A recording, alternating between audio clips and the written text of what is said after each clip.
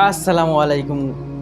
দুশ্চিন্তা দুশ্চিন্তা সবার হয়ে থাকে। দুশ্চিন্তা এমন একটা জিনিস যেটা মানুষকে খারাপ দিকে, খারাপ পথে নিয়ে যায়।